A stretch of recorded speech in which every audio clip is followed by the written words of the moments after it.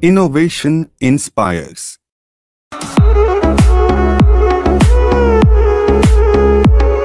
सभा में घोषणा हुई कि दान करो। गुप्त दान की बड़ी महिमा है। तो एक सज्जन बोले हमारी ओर से गुप्त दान। तो आयोजक ने कोई घोषणा नहीं की, गुप्त दान है। तो मन नहीं माना तो आयोजक से बोले कह दो कि जिन्होंने, एक सज्जन ने गुप्त दान दिया है।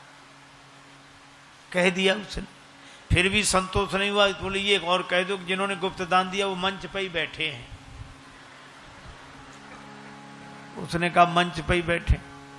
तो बोले नहीं, ऐसे कहो कि इस मंच पे बाईं तरफ तीसरे नंबर पर बैठे हैं,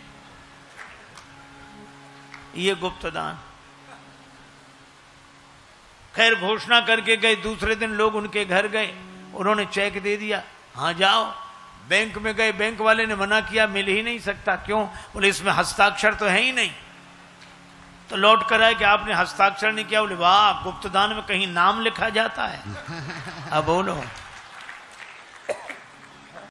एक जगह सेवा कार्य की दृष्टि से आयोजन हुआ। लोगों ने अपने मित्र से कहा कि तुम इतने धनी आदमी हो, दो कुछ। कहने लगा कि अब सब लोग दे रहे हैं तो हमारा देना जरूरी है क्या? अरे भाई, तो सब लोगों का अपनी करनी का फल मिलेगा, तुम भी तो कुछ कर लो। अच्छा तो ठीक है, अच्छा एक काम करते हैं, क्या कल देंगे? ठीक है। दूसरे दिन आया 1 रुपया लेकर, पुराना जमाना, चांदी का रुपया। सो मुट्ठी में दबाए। अब सोचे दें कि न दें, दें कि न दें, दे देना चाहिए। अच्छा, फिर बोला अब जरूरी थोड़ी कि हम भी दें, इतने लोग दे ही रहे हैं। फिर अब जैसे जैसे देने का मन आवे वैसे मुट्ठी और कड़ाई से बंद करे। लेकिन सोचा अब दे ही डालें। अब आध घंटा तो यही सोचता रहा, दें कि न दें, दें कि न दें। फिर सोचा देख लें एक बार, फिर तो ये देखने को मिलेगा नहीं। सो जैसे ही मुट्ठी खोली तो हाथ पसीज गया था। दिल तो नहीं पसीजा, हाथ पसीज गया, पसीना आया। और जो देखा कि हाथ पसीज गया, पसीना, सो रुपए से बोला अरे तुम बहुत रोते हो, हम तुम्हें किसी को नहीं देंगे, फिर जेब में रख लिया। एक वे हैं जो छोड़ते नहीं, कुछ लोग हैं जो छोड़ते नहीं हैं। छूट जाए ये अलग बात है, पर छोड़ते नहीं। पर दूसरे लोग भी हैं जो छूते नहीं। एक बार हम 2-4 संत किसी के निमंत्रण पर गए, तो गृह स्वामी ने भोजन कराया और भोजन के बाद वो दक्षिणा देने लगा। तो जिसे देता था वो लेते थे। एक साधक बैठे थे, उनको जैसे ही वो देने लगा दक्षिणा, नहीं नहीं नहीं नहीं, दूर रखो, दूर रखो। उसने कहा क्यों महाराज? हम छूते नहीं हैं, दूर रखो। तो औरों को तो ऐसे प्रणाम कर रहा था, जिन्होंने कहा हम छूते नहीं, ऐसे प्रणाम किया। मतलब ये कि सब नंबर 2 के हैं, यही एक ठीक है, श्रेष्ठ है। अच्छा, हम लोगों को भी अच्छा लगा कि भाई त्याग है, इतना ऊंचा त्याग है, प्रणाम है। लेकिन जब दूसरा दृश्य देखा, वो जैसे ही लंबा प्रणाम करके चलने लगा तो बोला कहां जा रहे हो? इधर। वो दक्षिणा का आप तो छूते नहीं। हाँ छूते नहीं, इसमें बांध दो, इसमें बांध दो। तो हमारे बगल में एक सज्जन बैठे थे, कहने लगे कि ये तो छूते नहीं। हमने कहा ये बांधते हैं। तो बोले आप मुझसे कहने लगे कि ऐसा क्यों कह रहे हो? हमारा विरोध। हमका विरोध नहीं कर रहे महाराज, नाराज मत हो। आपको जरूरत है कि नहीं? बोले बिल्कुल है। तो हमने कहा जब नाक पकड़नी है तो ऐसे काहे नहीं पकड़ लेते, ऐसे काहे को पकड़ते? बोले हम कपड़े से छूते हैं, इससे नहीं छूते हैं। हमने कहा महाराज ये भी कपड़ा ही है। वासांस जीर्णानि यथा विहाय नवानि गृह्णाति नरोपणानि। हमारे गुरुदेव कहते थे है भूत पांचों का बना यह वस्त्र सुंदर आपका, बनता बिगड़ता है यही नहीं कुछ बिगड़ता आपका। और हम लोग भी जाते नहीं हैं कोई दुनिया से दूर चल के, मिलते हैं सब यहीं पर कपड़े बदल बदल के। ये कपड़ा ही है, उसमें क्या है? लेकिन केवल वाह के लिए कि लोग कहें वाह इन्होंने छुआ नहीं, लेकिन ले तो लिया। तो दो अतियां दिखाई देती हैं समाज में। कुछ लोग छोड़ते नहीं हैं, कुछ लोग छूते नहीं हैं। और मैं आपको बताऊं, चाहे दंभ हो और चाहे लोभ हो, दोनों जहां रहेंगे वहां सुंदर कांड नहीं होगा। सुंदर कांड तो तब होगा जब हनुमंत कथा से हम प्रेरणा लेंगे कि धन के साथ कैसा व्यवहार करना चाहिए। और हनुमान जी ने क्या किया? हनुमान जी ने हाँ, मुझे एक संत कथा सुना रहे थे। एक सज्जन का नाम था दानचंद। गंगा जी से 12 किलोमीटर दूर उनका गांव था। दानचंद को भगवान ने संपन्नता तो दी थी, धन तो दिया था, लेकिन लोभ ही इतने थे कि लोगों ने व्यंग में ही उनका नाम दानचंद रख दिया था। कभी कोई पुण्य कार्य नहीं किया, कहते खर्च होगा। तो पत्नी ने कहा कि गंगा जी नहाया और 12 किलोमीटर दूर हैं, इसमें क्या खर्च हो रहा है, चले जाओ। सवारी की भी जरूरत नहीं, पैदल पैदल चले जाओ, और गंगा जी तो नहा लो। ठीक है, बहुत का तो सोचा जीवन में एक बार गंगा जी नहा लें, क्या हर्ज है, 12 किलोमीटर दूर है गंगा जी, जा पैदल पैदल गया, खर्चा कौन करे सवारी।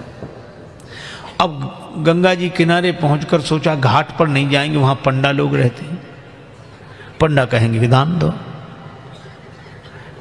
तो मुर्दा घाट पर गए।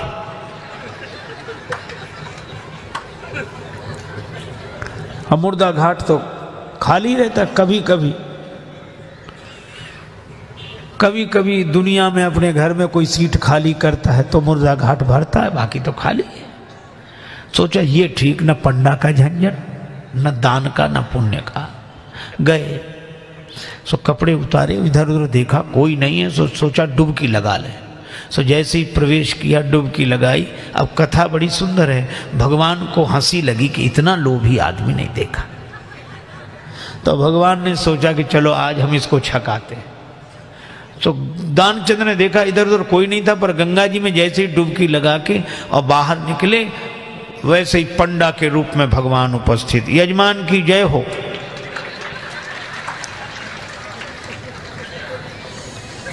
दानचंद बोले तुम कौन हो? भगवान ने कहा कि हम पंडा हैं, संतोषी ब्राह्मण हैं, इसी घाट पे पड़े रहते हैं। दानचंद बोले मुर्दा घाट भी नहीं छोड़ा। पंडा जी बोले हम संतोषी ब्राह्मण हैं और घाट पर तो और पंडा लोग रहते हैं, हम तो यहीं पड़े रहते हैं, और हम हमारे लिए कोई ना कोई आप जैसा यजमान आ जाता है, एक एक वर्ष तक का खाने पीने का इंतजाम कर देता है। दानचंद बोले एक एक वर्ष इंतजाम? हम एक दिन का भी नहीं कर सकते, एक समय का भी नहीं।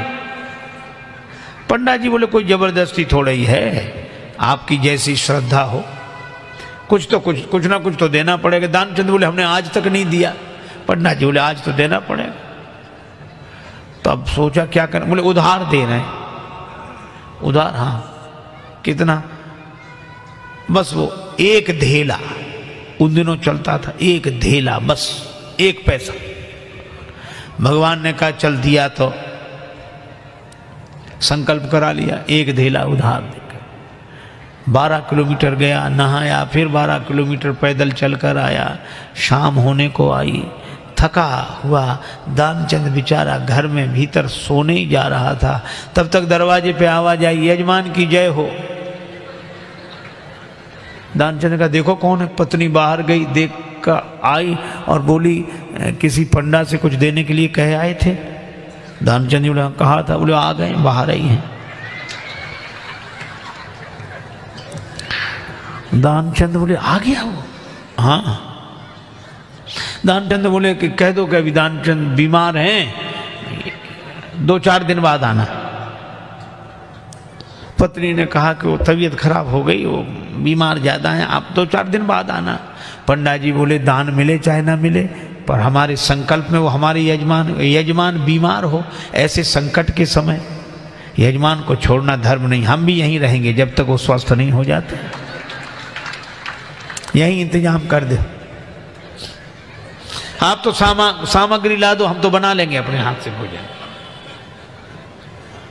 पत्नी ने फिर जाके कहा पर दानचंद भी अद्भुत आदमी। कहने लगा नहीं जा रहा ना, वो लोग कह रहे यहीं रहेंगे जब तक बीमार रहोगे। दानचंद बोला तो कह दो मर गए वो।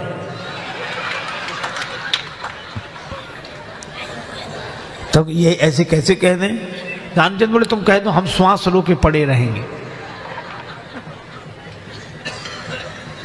पत्नी ने झूठे जाकर रोते हुए अभी अभी चले गए वो, समाप्त।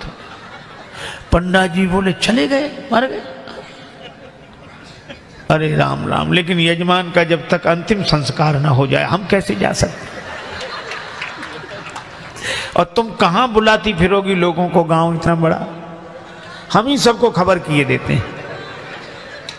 अब पत्नी बहुत कुछ सुनो सुनो पंडा जी, तब तो अमित रूप प्रगटे ते ही काला, पूरे गांव में कह दिया कि दानचंद चले गए चले गए।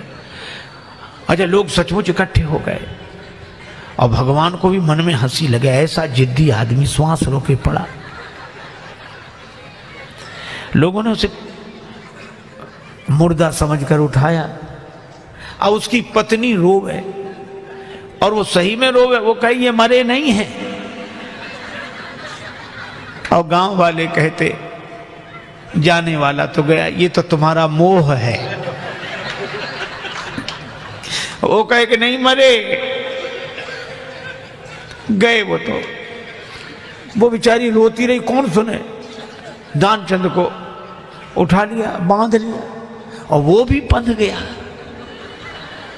भगवान ने कहा कि हद हो गई, ऐसा आदमी हमने नहीं देखा। भगवान को लगा कि सब हमसे हार जाते हैं, आज हम हार गए इससे।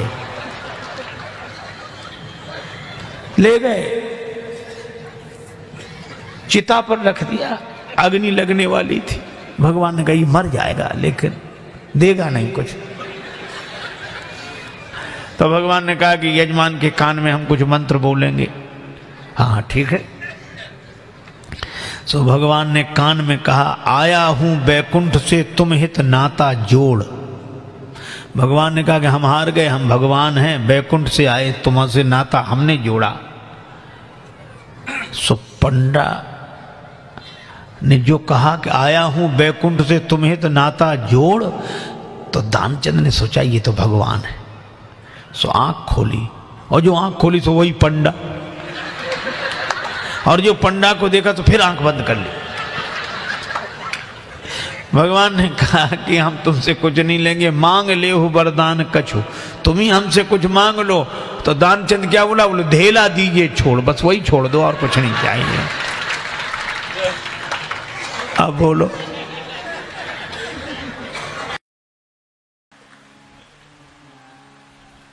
एक आदमी से कहा कि तुम भी दान करो। सो बोला दान? हाँ, सब दे रहे हैं, हमारा देना कोई जरूरी है क्या? नहीं नहीं, तुम भी दो। बोले अभी कौन मर रहे हैं?